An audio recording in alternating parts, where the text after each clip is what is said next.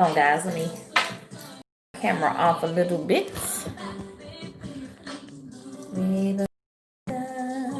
I wanted to come on tonight and do a quick video in reference to a couple questions that I was asked recently about one of the videos that I had up that I'm sorry, y'all. Something. Anyway, so about a video that I had up that was I got for $0 a quick claim. Okay, so I was asked several questions about this, and I want to address it. Let's go.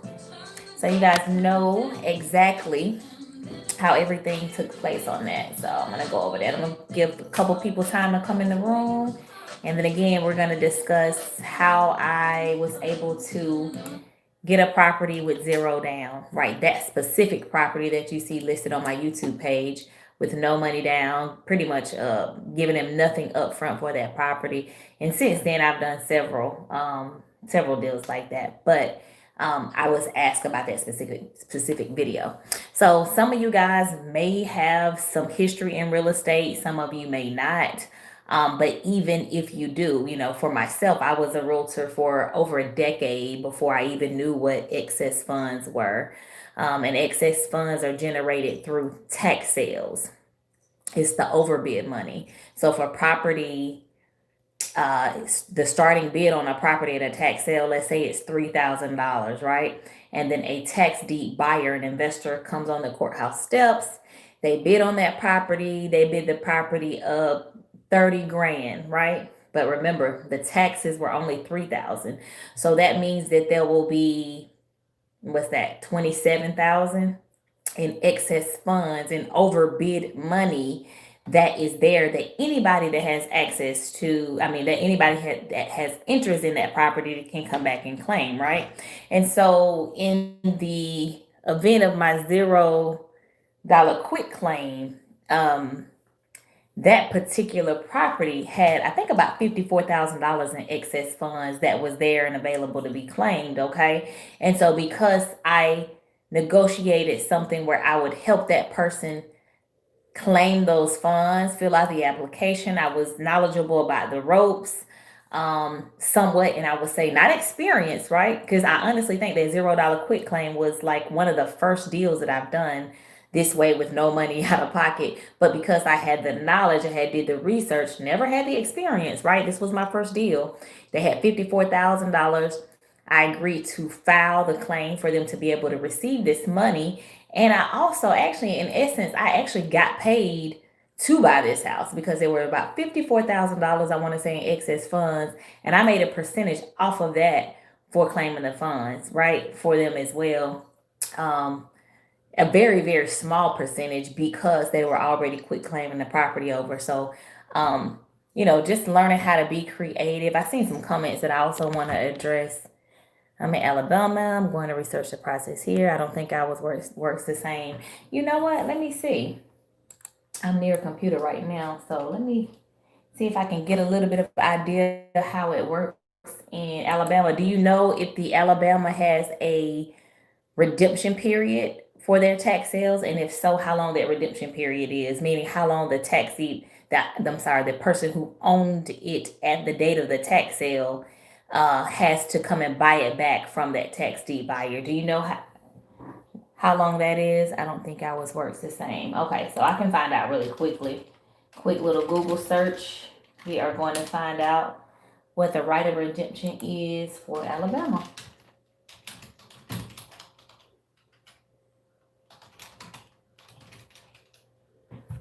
All right. A lot of this tax sale information, guys, if you Google tax sale redemption guide in whatever county, right, especially in Georgia, you'll get a guide that comes up. And when I tell you, that guide will tell you every single thing that you need to know about tax sales. Everything that I've learned. And by this time I pretty much have experienced everything within that guide, but everything in that guide will actually guide you through the tax sale process. It is everything you need to know. The mistakes that you need to avoid, everything. Okay, it says if a purchaser, not the state. Okay, bought the property at a tax sale, the owner may redeem the property from the tax purchaser at any time within 3 years from the date of the sale. So in Alabama, the redemption period is 3 years. So that person who lost it at the tax sale has 3 years. Let me see. That's a very long redemption period. Let me see. Let me just double check this too. Alabama, yeah. You buy tax certificates in Alabama, not tax deeds, which entitles you to the possession of the property. If the property contains a residential structure, you are allowed to make repairs, and a redeeming owner must pay you the value, not the cost of the repairs. Okay, so here in Georgia, we are we it's tax deeds here, right? And so we're not allowed to go into that property and make any repairs. We don't have a right to possess it for 12 months here in Georgia. And so it looks like Alabama laws are a lot different. You are right. So it says in Alabama, you do not buy tax liens, you buy tax certificates, which entitles you to possession of the property. Okay? So that's something. Alabama is a little skip and hop away from Georgia. That's something to actually look into. If the property contains a residential structure, you are allowed to make repairs, and a redeeming owner must pay you the value, not the cost. This is very interesting. So, this is something, if you're here with me, I'm going to get your information too. Yeah, you can even rent it. Okay, so you do know a little something about it. We need to meet back here, Miss Latasha. I'm gonna do a little bit of research about tax sales there in Alabama. And if you're there, maybe we can collaborate on some things. You can be the eyes and ears, or but that this is and then you may know the areas where the rents are a little bit higher. I know there are probably some shammy places in Alabama, just like everywhere else, but you probably have a good gauge on that. Are you experienced in real estate at all?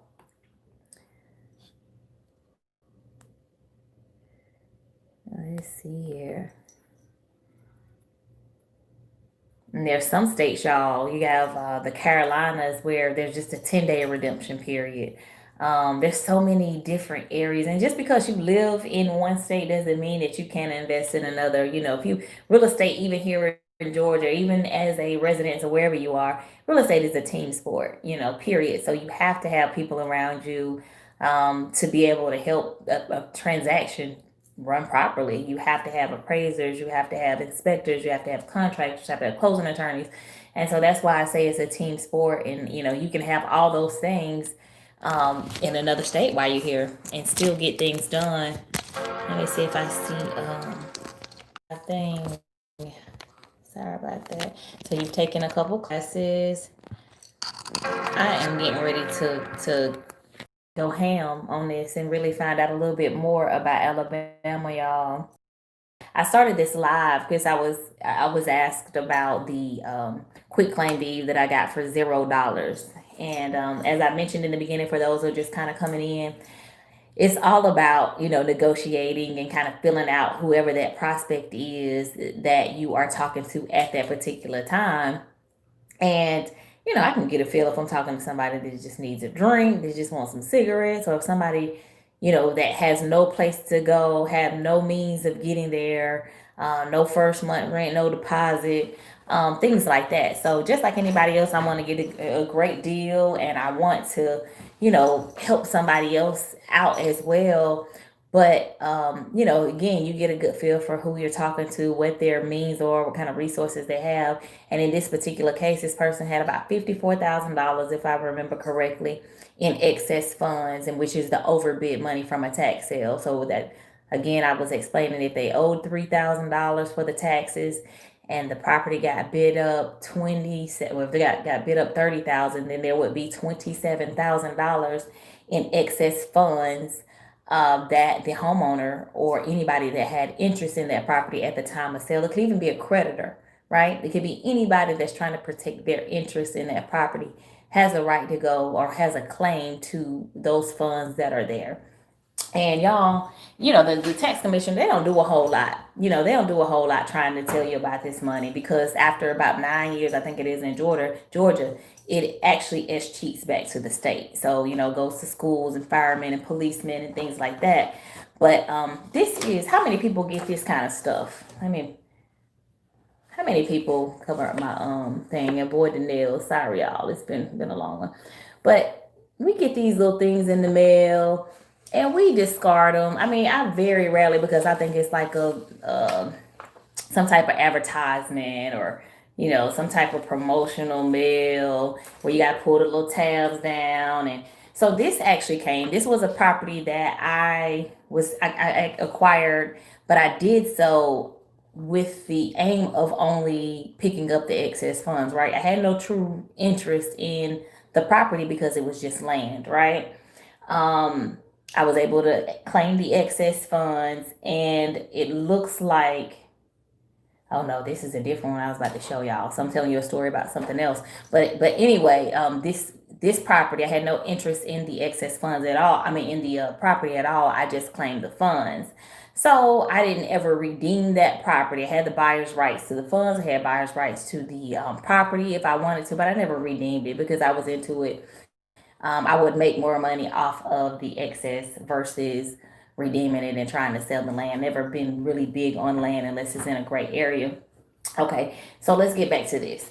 This little form that you see right here. This is a different property. I was going somewhere else, but let me bring it back.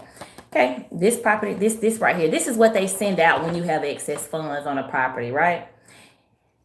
Nobody opens this. Very few people, this is for Clayton County. Other counties might send out something else. Nobody opens this perforated thing that you got to pull. Most people don't really care.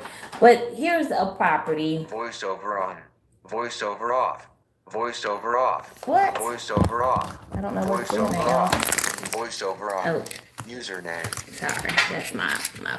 But nobody opens this stuff, guys.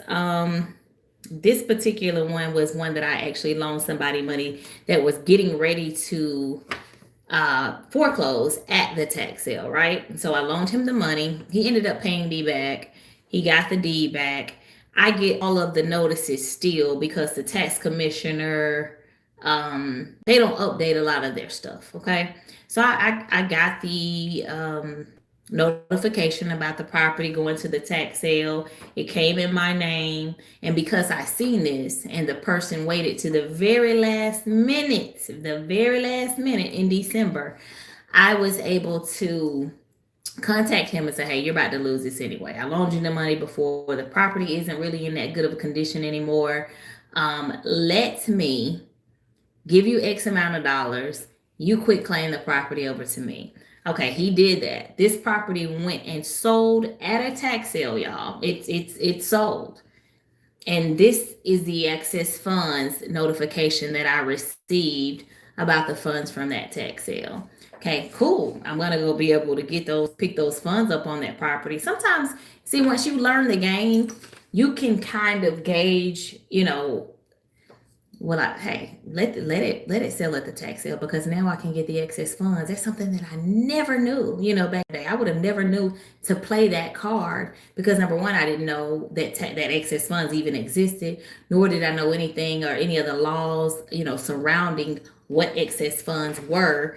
But these are some little tricks of the trade that once you get in here and you start playing around, there's people that make hundreds of thousands of dollars just doing excess funds, just calling people and helping them redeem money or claim money that they have a right to, right? The great thing about it, y'all, this money is considered a refund. It is completely tax-free money. Completely tax-free money. Okay. The second year I want to say that I did this, I made over $200,000 in excess funds, which was tax-free money. It was considered a refund. And so I know I'm kind of getting off subject and all over the place, but y'all, this, if you're online right now, take a minute wherever you are in Alabama,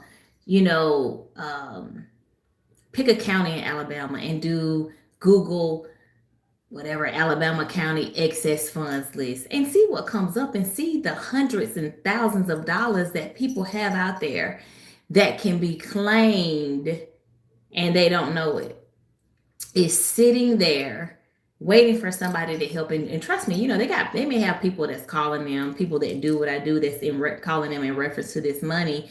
But there's something about how I was able to execute by just knocking on the door, right?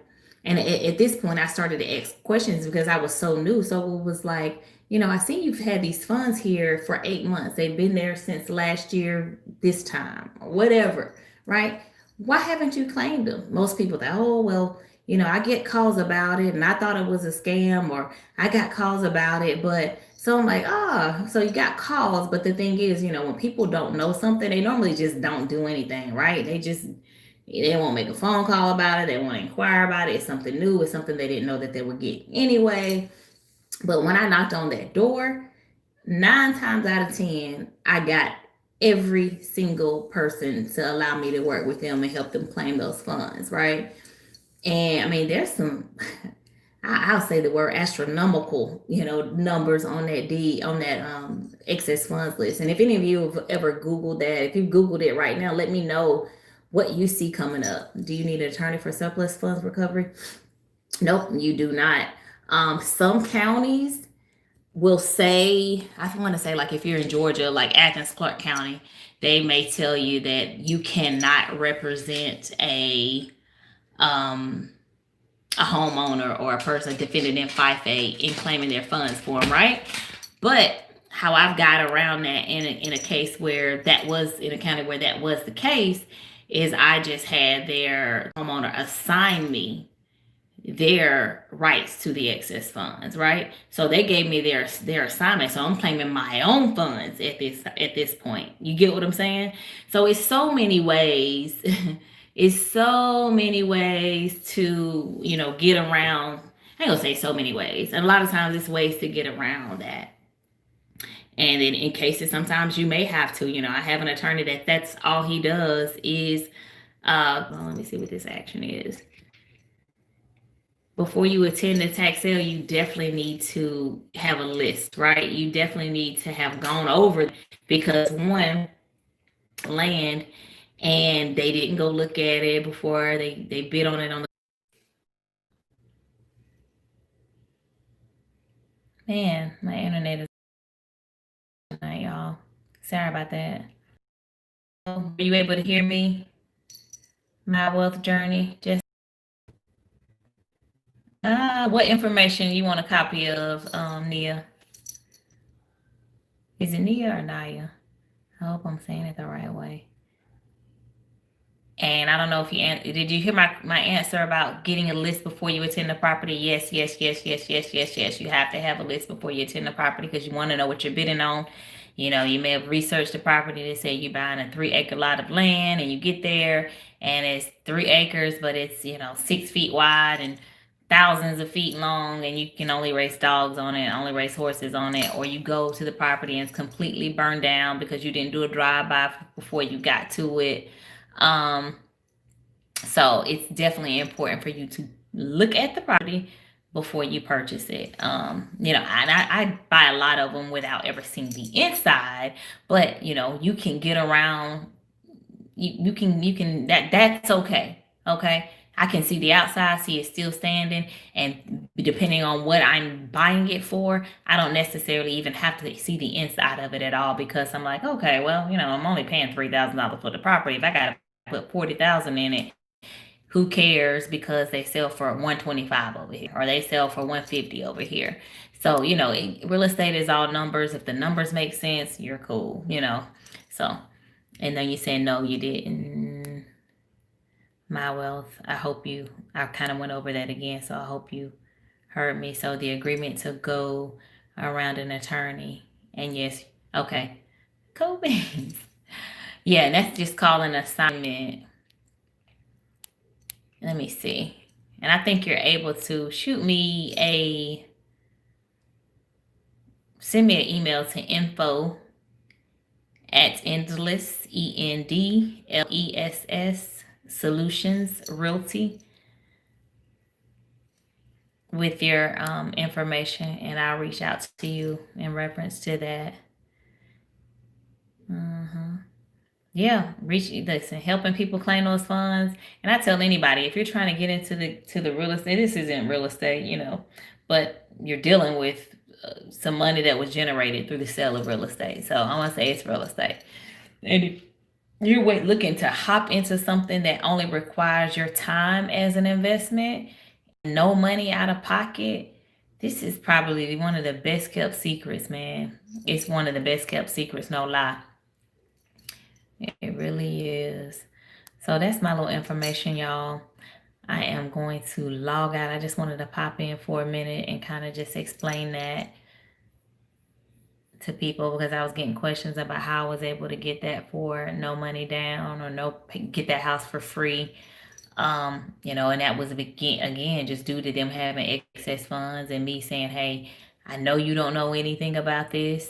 Let me, use my knowledge and help you claim the bigger pot on something that you've already absolutely left abandoned. You don't live there anymore. One of the wife had moved to Florida. He was still in Georgia, and they had already left the house. So you don't want the house. So okay, the bigger pot is the 54,000 that you've also left and didn't know anything about. So let me help you claim those in exchange for this house that you want.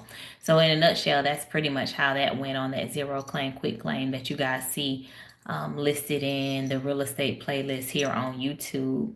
But since then done several like that. And again, it's just getting a feel of whoever it is that you're working with. Learn to really read people.